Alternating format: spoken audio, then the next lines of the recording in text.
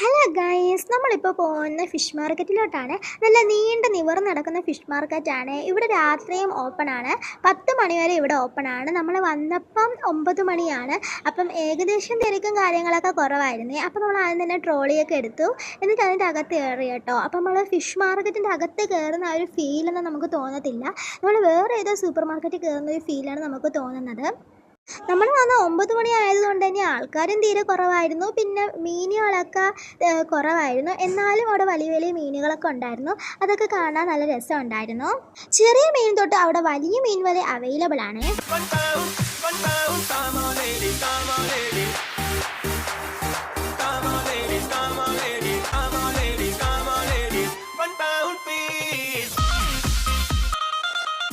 അപ്പോൾ നമ്മൾ ഫിഷസും കാര്യങ്ങളൊക്കെ മേടിച്ചു. അതൊക്കെ നമ്മൾ ബിൽ പേ ചെയ്തു.